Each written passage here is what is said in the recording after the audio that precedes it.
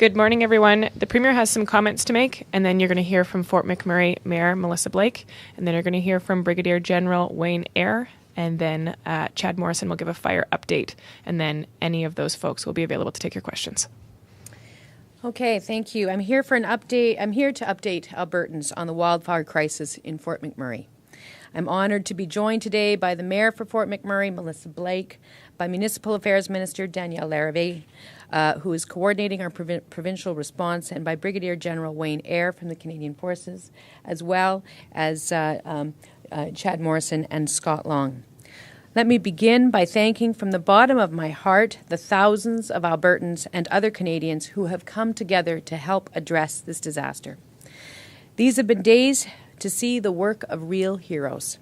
The firefighters who are struggling to contain this fire and save as much of the city as possible. The police officers, the health professionals, the DND flyers and personnel, the workers who scrambled to turn work camps into reception centres, the good citizens who got out there to share water, food, fuel, diapers. The municipal administration, led by Mayor Blake, who led a remarkable response to a sudden disaster, and the incredibly dedicated and hard-working team of federal, provincial, municipal, and NGO leaders right here at the Provincial Operations Centre in Edmonton. Thank you to everyone who is helping these heroes address this disaster. And thank you to the brave, determined, and neighbourly people of Fort McMurray who responded and are responding so calmly and effectively to this crisis that is challenging your community. Alberta and all of Canada are with you. We have your back, and we are going to make sure you have the help you need today, tomorrow, and in the weeks and months to come as we rebuild. That's how we do it here in Alberta. So let me update you now on the situation. The fire continues to burn out of control. Today the fire covers over 101,000 hectares. Winds continue to blow the fire to the southeast of the city last night. The fire reached Anzac, but it remains mostly intact as far as we know, as does Long Lake. The wind is expected to soon shift to the southwest, or from the southwest, and it will push the fire to the northeast, and that will send the fire into the forestry areas away from the community. Job one remains to keep people and get people safe. As we reported yesterday, approximately 25,000 residents of Fort McMurray took shelter to the north of the city. An estimated 7,000 of these residents were evacuated yesterday by flights organized by energy companies, the AER, and DND, executed by the wonderful people who work at WestJet, Arctic Air, DND, and other carriers. Thank you so much to everyone who is involved in this effort. Today, we are working to move the roughly 15,000 people remaining north of the city in land convoys and by air. We are hoping to get about 5,500 people out by air. We are hoping to get at least 500 vehicles out by ground. The convoys began to move at approximately 6 a.m. this morning. The RCMP is escorting convoys of vehicles through the city and the fire zone. Food, water, and fuel are being provided by emergency personnel along the route. The traffic is currently free-flowing and is going well. We are fighting this fire. Firefighters have been working bravely, effectively, and in brutally long days and nights to save the city of Fort McMurray. We have been fighting the fire using every tool available to firefighters. As of this morning, the downtown is largely intact. The hospital is still standing. The telephone center is intact. The water treatment center is back up and running. Municipal buildings and the airport also remain intact. Firefighters have also been working to save as much of the residential areas as possible. We've been able to hold the line for the most part in those residential areas. We've all seen the heartbreaking images taken by citizens traveling through Fort McMurray today, and there is no doubt the damage is extensive and will take many months to repair. We are working to ensure every person displaced by this disaster is safe and then has a home. We are doing everything we can to ensure that people who have fled this fire have shelter and everything else that they need. As I said last night, I urge you once again to please register online at redcross.ca. Nearly 14,000 households have done so already. We're just waiting to hear from the rest of you. One of the key issues facing people displaced by this disaster is immediate challenges, food and shelter. As we did after the Slave Lake fire and the southern Alberta flood, Cabinet today authorized the government to provide emergency financial assistance to people who have been displaced. We will provide $1,250 per adult and $500 per dependent. We will provide this assistance to approximately 80,000 people. We hope to deliver these funds to you in the coming days by Wednesday next week. This will cost the government approximately $100 million. Our hope is that the immediate crisis will be under control as soon as possible. We will then be turning to securing the city, making it safe, and beginning reconstruction. I want to repeat a very important thing I said last night. The city of Fort McMurray is not safe to return to, and this will be true for a significant period of time. So the town site is going to be secured and protected by the RCMP. Once the fire is away from the city and the immediate crisis and danger has passed, we'll be able to assess the damage and we'll be able to give the people of Fort McMurray a sense of when it will be possible to return. Please don't try to return until our emergency coordinators have confirmed that it is safe to do so. So I spoke of heroes a moment ago, and I'd now like to invite one of those heroes to say a few words, the Mayor of Fort McMurray, Melissa Blake. Well, thank you, and good afternoon, everyone. I've been a bit of a mystery figure other than my social media tweeting going on. I've got to apologize for that, but the truth of the matter is Council and I are 100% behind our community, but we too are members of the community and have our challenges to overcome with the evacuation. I am one who can stand with firsthand experience and absolute gratitude and delight in the way that the people of my community have been treated from A to Z in this process. Fires are certainly a frightening thing, and you're seeing many frightening images, and they're not false, but they're also not the whole story. The whole story is that we are a strong and resilient community, and the friends and family and people who are worried about our folks, I need to assure you, everybody has been out safe and sound. We've got more that we're moving, and we will get them out, and we are absolutely eternally grateful for the people who are on the ground fighting this vicious fire. We know, and I know firsthand, that it's not just the folks on the ground that are making this a huge difference. We're standing here in the Provincial Emergency Operations Centre. You don't see the faces that I'm seeing, but they're all important in this fight as well. And when I look to the folks that are receiving us in the shelters, the people who are preparing the meals behind the scenes, the donations that are coming in from across this country, and even parts of the world, I am absolutely overwhelmed. I said that I am a mayor who is very prepared to face tragedy and loss. I'm not a mayor who's so prepared to take all this overwhelming support. If you see me in weak moments, it's because I am absolutely overwhelmed by what we've received. So I want to end this with simple thanks and an ask of my citizens to remember how blessed we all are. Thank you. General. Brigadier General Wayne Eyre will say a few words. Ladies and gentlemen, as mentioned, my name is Brigadier General Wayne Eyre, and I command the 3rd Canadian Division and Joint Task Force West. And as such, I'm in charge of the military response to assist the province of Alberta in this crisis. First of all, I'd like to thank Premier Notley not only for her leadership, but for inviting me to speak to you today. There was a number of questions during this session yesterday regarding the military response, so hopefully I can address some of those as well. I'd like to say we've been closely monitoring the situation, and our hearts go out to all of those who've been forced to evacuate from their homes up in the Fort McMurray area. And moreover, the support and resiliency of all Albertans is truly impressive, and indeed that goes across the country to all Canadians. Now, through every step of this disaster, we have been very closely integrated with provincial authorities at the Provincial Operations Centre here in Edmonton. That's the way we do business in all of our provincial capitals. And as the situation started to unfold, our planning efforts were very, very collaborative. And we had very early warning of what the ask was going to be from the Department of National Defence. And I can tell you that specific ask was to assist with the evacuation, especially in isolated locations, and to assist in the transportation of essential equipment and personnel to those isolated locations. So specifically, what we have provided is the following. We have 4 CH-146 Griffin helicopters operating out of Conklin who are conducting tasks. We have 1 CH-147 Chinook helicopter that's going to be up in the same location later on this afternoon. And I have to add, this is going to be the first time that new helicopter has been employed on domestic operations.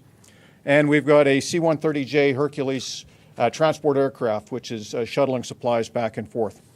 Specifically, the tasks that we've been doing with our helicopters, we've been conducting reconnaissance to feed information to provincial authorities. We've been transporting the first responders back and forth to some of these isolated locations.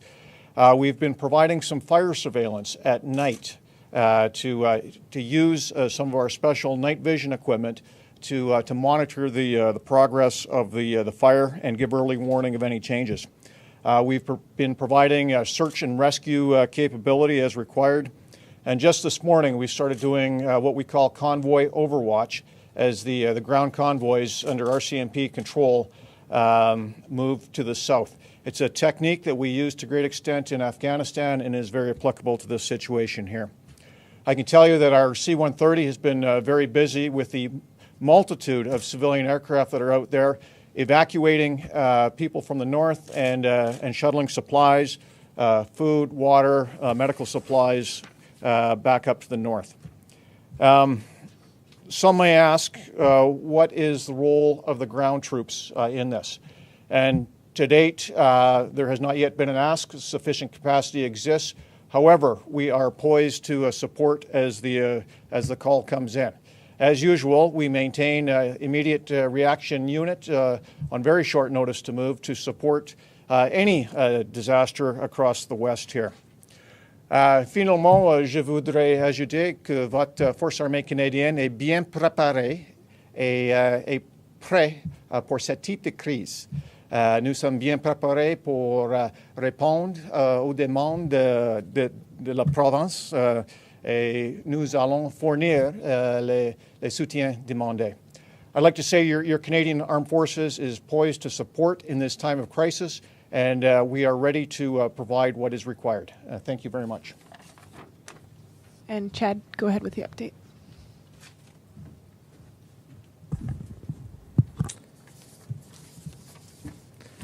Thanks. Chad Morrison with Alberta Wildfire. I'll give you an update as the fire as we know at this time. As the Premier noted, the fire is 101,000 hectares in size. With the strong northwest winds yesterday, it pushed the fire to the southeast and challenged us near the communities of Anzac and the Nexon Long Lake facility. We put tankers in around right beside Anzac to try and hold the fire at the doorstep.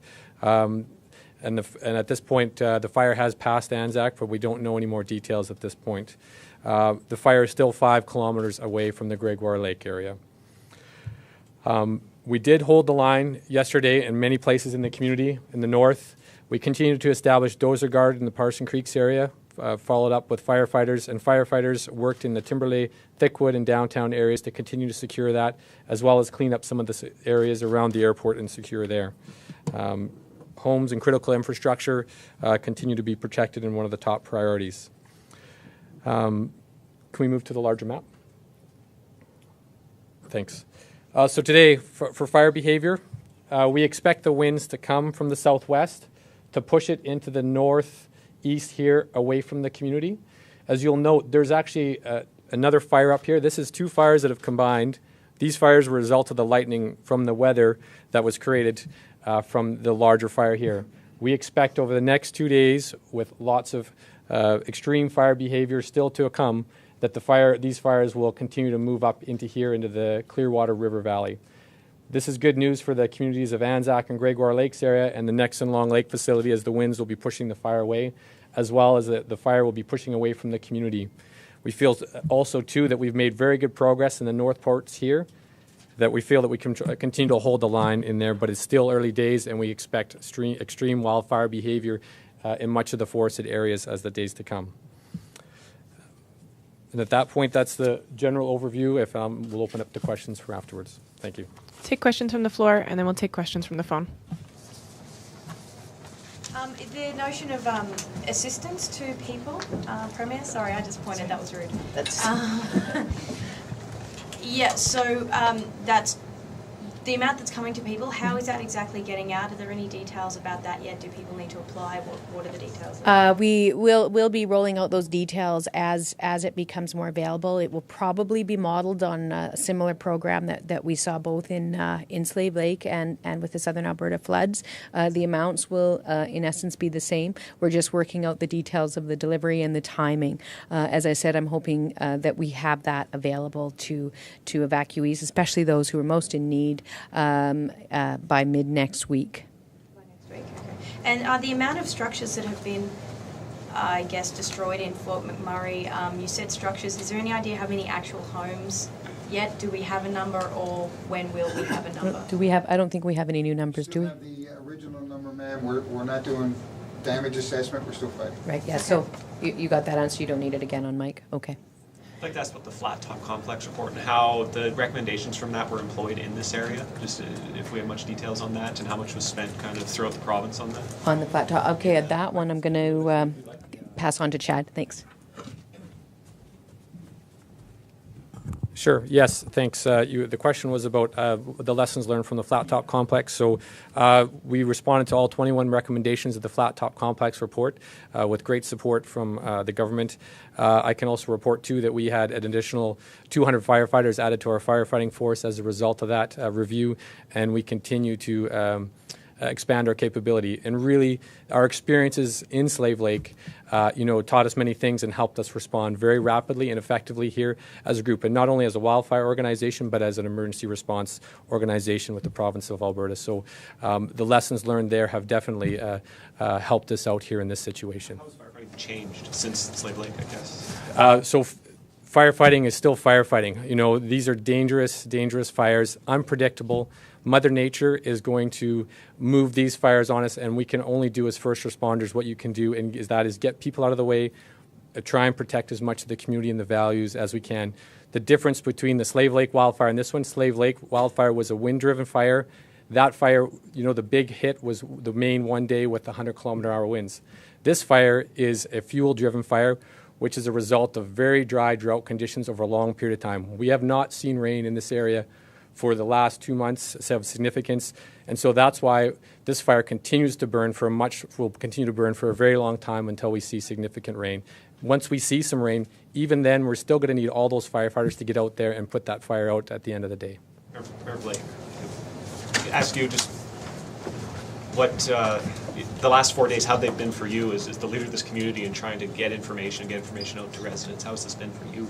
I started from the very beginning by calling media our partners, and they've been critical in getting the messages out. But there was a period of time where we lost flow of information, and it was really predicated on the necessity of our Regional Emergency Operations Center having to move from location to location to location to avoid the fire itself. So we're back in stable ground again, and I think that the communications and the introduction of having true allies coming from the province, I felt that I am a whole lot more confident that we've got good control in that center, and I'm very optimistic that at least the communications will continue to flow. Now that I'm back in the ability to interface with public and not in a work camp, they should hear a lot more from me too. We see a lot of pictures, a lot of video of RCMP officers directing traffic, communities getting out quickly. How do you feel the response and the first responders and the plan to do this went? It's phenomenal. I've seen the videos like everybody else, and the courage that these men and women are giving and putting before my citizens being able to move with their own selves at risk. They're citizens of my community too, and so I am absolutely grateful to our first responders. Events like this, they're hard to plan for, but how much of a plan was put in place and foreseen on something like this, I guess? Well, you always have a book, and a book is supposed to tell you how to do it. And you can call 911 and you can go through the cards and figure out what you're doing. But what's different in this case is that the rate of change that happens so quickly. I knew on the day that we were watching the hill treetops lighting up, that was predicted. I knew the time of day this was supposed to happen. I knew that we had locations that were spotting, and we were putting priority on that so that we'd be 15 kilometers and stay that way from any residences.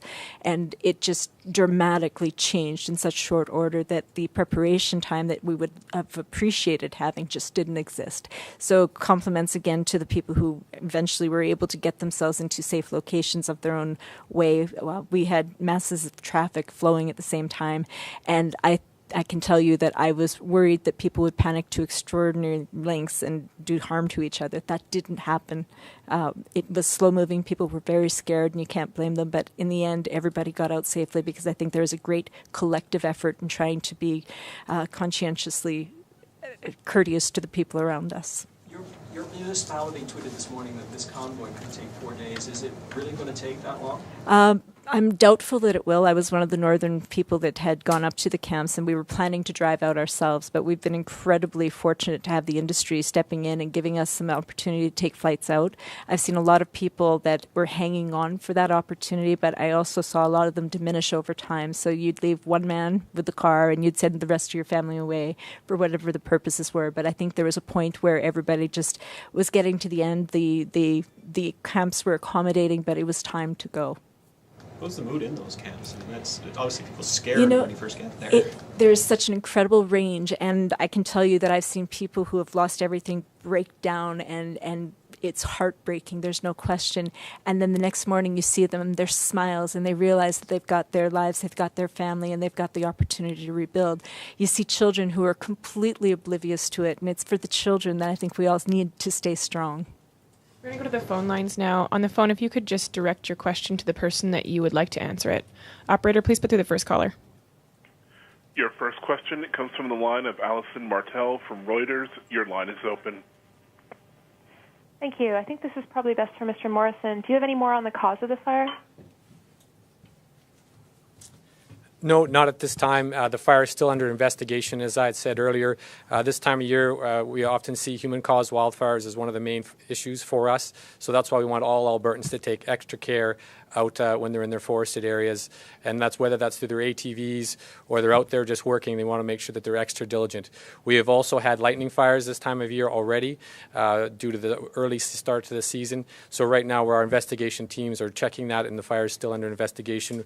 We hope to know an answer to that in the coming days and weeks here. Thank you. And just to follow up, yesterday we heard about some specific energy infrastructure that was in the path of the fire. Do you have any updates on that or on what might be in front of it now?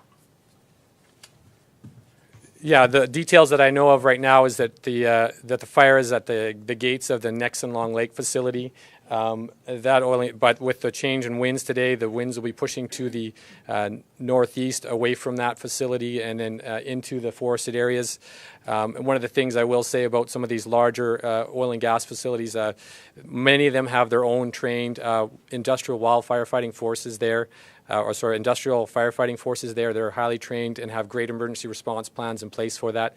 And also they're generally very resilient based on the type of nature of how they're built with gravel and fire breaks around there. And again, a very resilient and good planning in terms of emergency response plans. So we feel that, the next couple of days will be very good for that Long Lake facility. But again, I'll reiterate, this is a dynamic, challenging, extreme fire. So, many things can happen, but at this point, the prediction over the next 2 days is for the fire to move away to the northeast. Did you want to add? Premier, we'll just add to Chad's remarks. Just on with respect to the state of fire hazard across the province. As you know, yesterday the province enacted a fire ban across the province. We also enacted a ban on incendiary target shooting.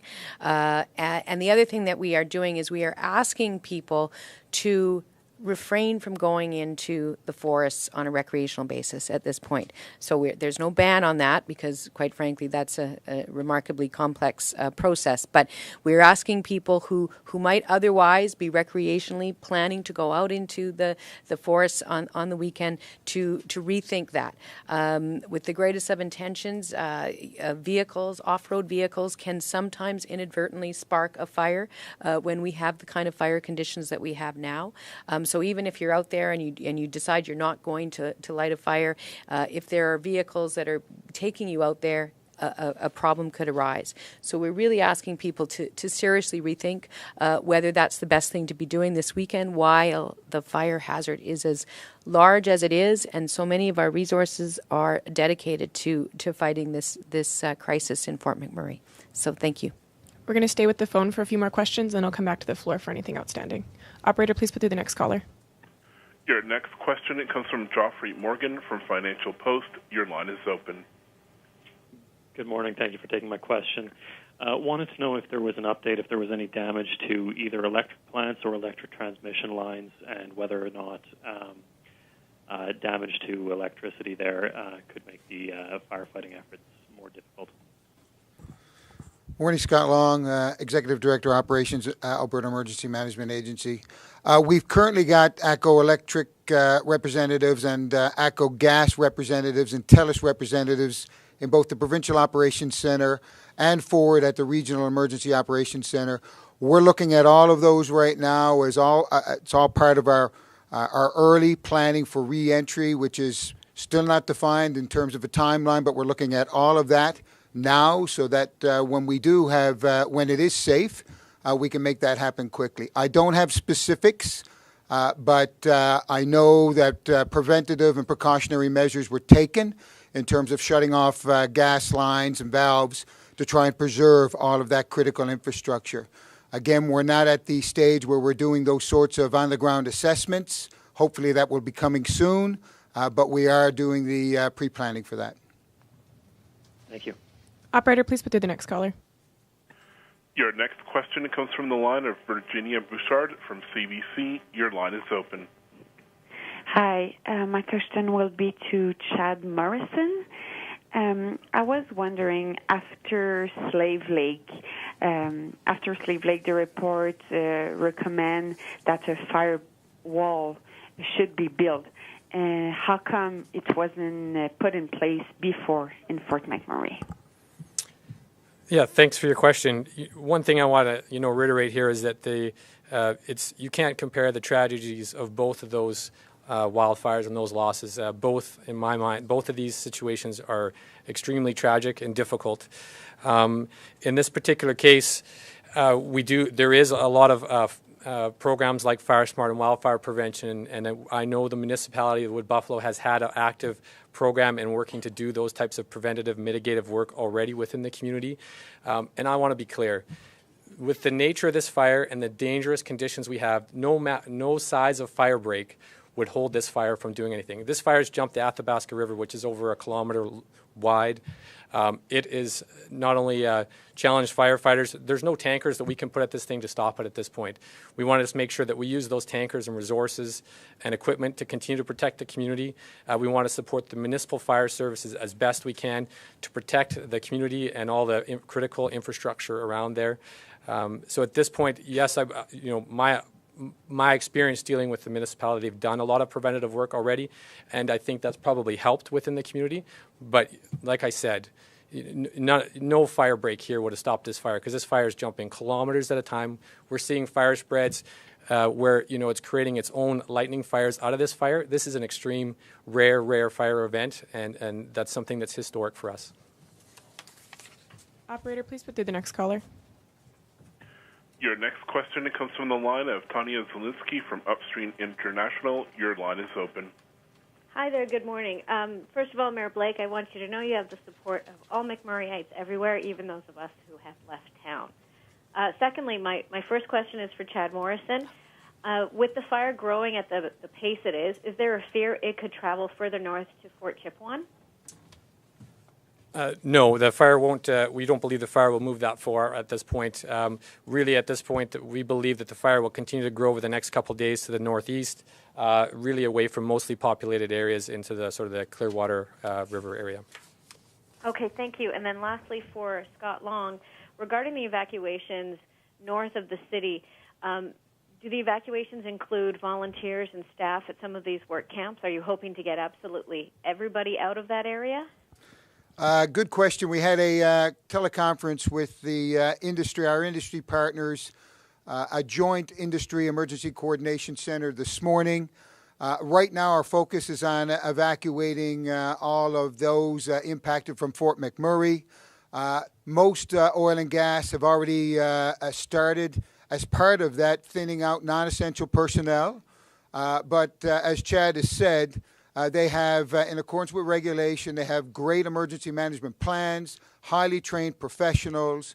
So they will be, at this stage, they will be keeping some people, essential personnel, to keep those camps and their plants open.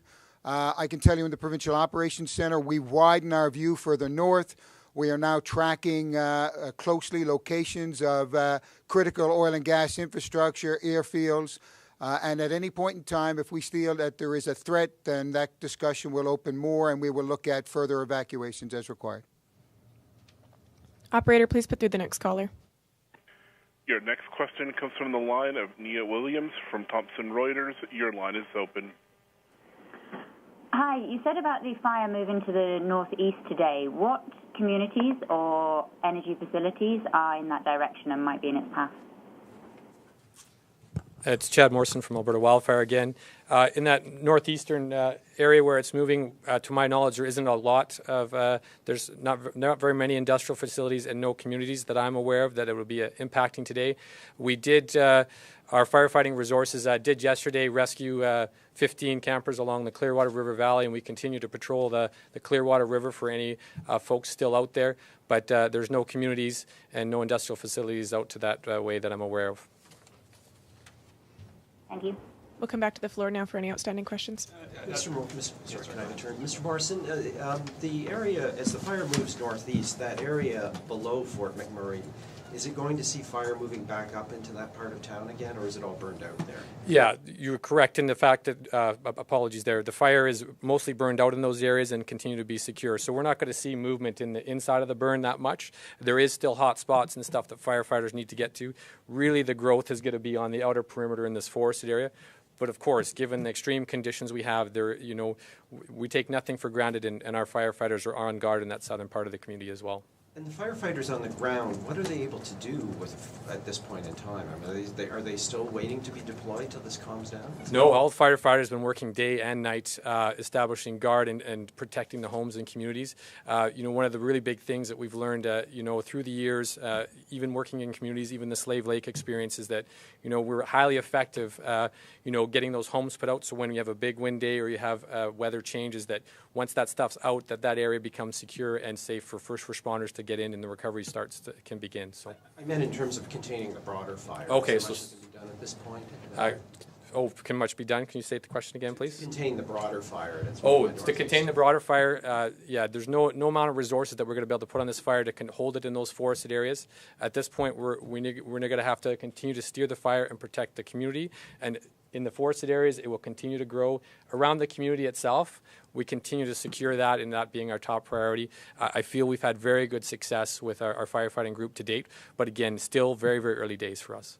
And could I get a little detail about what search and rescue efforts have been launched with the helicopters, and how many people, what sort of situations? So we've got specifically 2 helicopters who have the search and rescue task, who are on standby for any requests that come in. You would have heard during the session yesterday that there was one missing individual. I'm happy to report that we were able to find that individual yesterday morning shortly after this press conference, and he's safe and sound. So that has been the one mission we've been called out for. I'm not sure if there's someone in this room that can answer this, but has there been any conversations with industry about fuel shortages? But now the oil sands operations being affected, drawing down, is there any talk of fuel shortages in the province? Should we? No?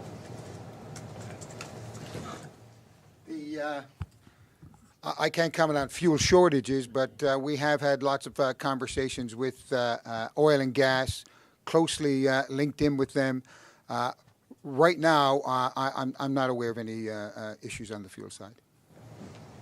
Chad, just briefly, you said there hasn't been anything that you can throw at it. So then, what do you do? What are we doing? And I should reframe, you know, we can be very effective in those key areas. In terms of fighting the large landscape-size fire out there, that's going to be the most difficult part. We can be very, very successful in the community areas and critical areas. We can be very strategic in those priorities, and that's really how we fight our fires, is we're protecting those values, the community, critical infrastructure. So we are very effective there. What I want to say is that, you know, as the fire continues to grow rapidly, in the forested areas, we're going to continue to be challenged. So we'll put our air tankers in protecting places like Anzac and, the communities to the north and still be very effective there. What needs to change, though? Just the weather? Right now, we really do need some rain. There's no question about it. And then even once we get rain, there's still going to be a lot of fire out there and a lot of work, and we'll be here for weeks and weeks to put that fire out. It was later in the summer, but last year we were told over in Saskatchewan that a lot of the fires in that area would likely burn until the snow falls. Are we kind of looking? Is it too soon to say that here, or are we kind of looking? Too soon to say that. Excuse me. But in the forested areas, that's not uncommon to have large landscape fires in the forested areas continue to burn late into the year. Premier, you noted that airlines and industry were doing a lot to help. Are they going to be compensated for this, or are they donating this time?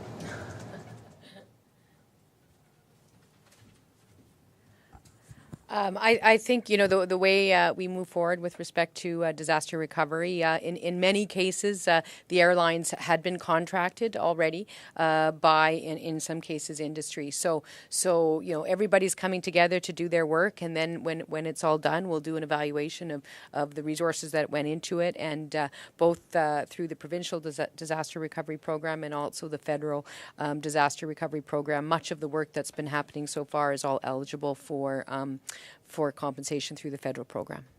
You said your government was going to be on the lookout for scammers and gougers and that sort of thing. I think, or your government did. Has anybody been caught?